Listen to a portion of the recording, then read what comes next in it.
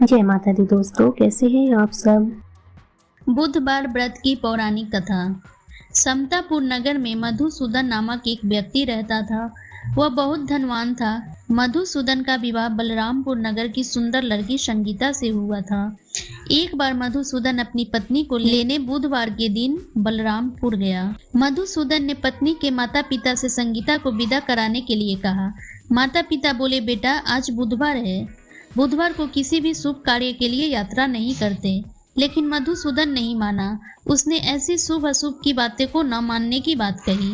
दोनों ने बैलगाड़ी से यात्रा प्रारंभ की। 2 कोस की यात्रा के बाद उसकी गाड़ी का एक पहिया टूट गया। वहां से दोनों ने पैदल ही यात्रा शुरू की। रास्ते में संगीता को प्यास लगी।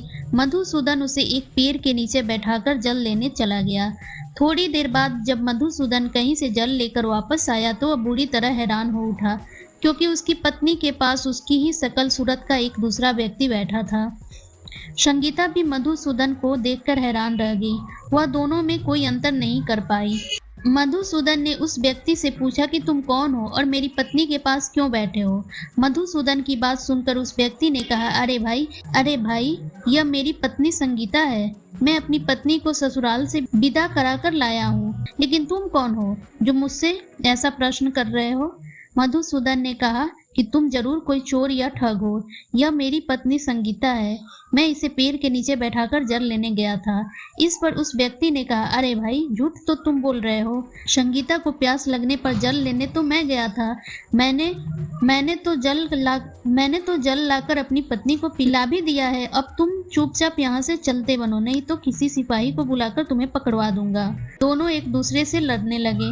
उन्हें लड़ते देख बहुत से लोग वहां एकत्र हो गए। नगर के कुछ सिपाही भी वहां आ गए। सिपाही उन दोनों को पकड़कर राजा के पास ले गए। सारी कहानी सुनकर राजा भी कोई निर्णय नहीं कर पाया। संगीता भी उन दोनों में से अपने वास्तविक पति को नहीं पहचान पा रही थी। राजा ने दोनों को कारागार में डाल देने के लिए कहा।